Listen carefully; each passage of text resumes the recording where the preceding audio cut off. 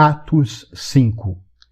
Mas um certo homem chamado Ananias, com Safira, sua mulher, vendeu uma propriedade e reteve parte do preço, sabendo-o também sua mulher, e, levando uma parte, a depositou aos pés dos apóstolos. Disse então Pedro: Ananias, por que encheu Satanás o teu coração, para que mentisses ao Espírito Santo e retivesses parte do preço da herdade? Guardando-a não ficava para ti? E vendida não estava em teu poder?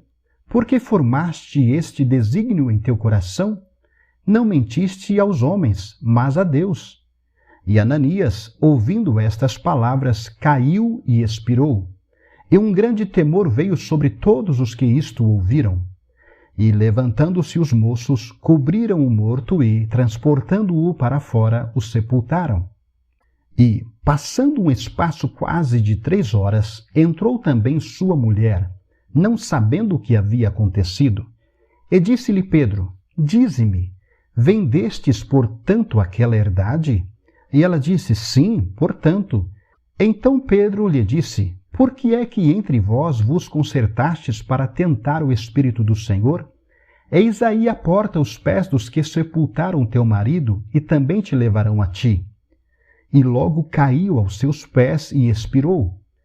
E, entrando os moços, acharam-na morta, e, levando-a para fora, a sepultaram junto de seu marido. E houve um grande temor em toda a igreja e em todos os que ouviram estas coisas. E muitos sinais e prodígios eram feitos entre o povo pelas mãos dos apóstolos. E estavam todos unanimemente no alpendre de Salomão. Dos outros, porém, ninguém ousava juntar-se a eles, mas o povo tinha-os em grande estima.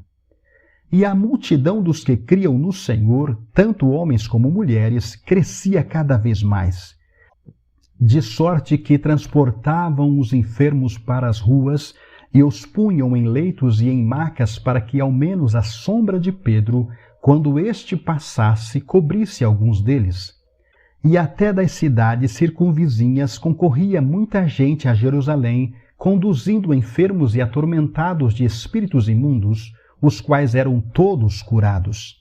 E levantando-se o sumo sacerdote e todos que estavam com ele, e eram eles da seita dos saduceus, encheram-se de inveja, e lançaram mão dos apóstolos e os puseram na prisão pública.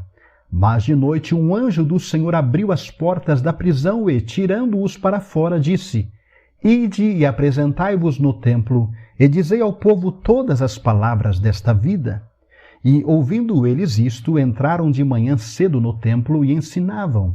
Chegando, porém, o sumo sacerdote e os que estavam com ele, convocaram o conselho e a todos os anciãos dos filhos de Israel e enviaram ao cárcere para que de lá os trouxessem. Mas, tendo lá ido os servidores, não os acharam na prisão e, voltando, lo anunciaram, dizendo: Achamos realmente o cárcere fechado, com toda a segurança, e os guardas que estavam fora, diante das portas. Mas, quando abrimos, ninguém achamos dentro. Então o sumo sacerdote, o capitão do templo e os chefes dos sacerdotes, ouvindo estas palavras, estavam perplexos acerca deles e do que viria a ser aquilo. E chegando um, anunciou-lhes dizendo: Eis que os homens que encerrastes na prisão estão em pé no templo e ensinam ao povo. Então foi o capitão com os servidores e os trouxe, não com violência, porque temiam ser apedrejados pelo povo. E trazendo-os, os apresentaram ao conselho. E o sumo sacerdote os interrogou, dizendo: Não vos admoestamos nós expressamente que não ensinasseis nesse nome? E eis que enchestes Jerusalém dessa vossa doutrina, e quereis lançar sobre nós o sangue desse homem. Porém, respondendo Pedro e os apóstolos disseram: Mais importa obedecer a Deus do que aos homens. O Deus de nossos pais ressuscitou a Jesus, ao qual vós matastes, suspendendo-o no madeiro. Deus, com a sua destra, o elevou a príncipe e salvador, para dar a Israel o arrependimento e a remissão dos pecados. e nós somos testemunhas acerca destas palavras, nós e também o Espírito Santo que Deus deu àqueles que lhe obedecem.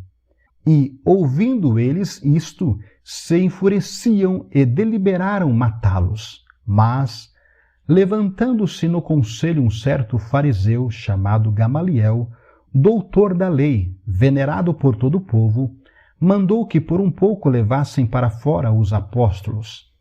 E disse-lhes: Homens israelitas, acautelai-vos a respeito do que haveis de fazer a estes homens. Porque antes destes dias levantou-se Teudas, dizendo ser alguém. A estes se ajuntou o número de uns 400 homens, o qual foi morto, e todos os que lhe deram ouvidos foram dispersos e reduzidos a nada.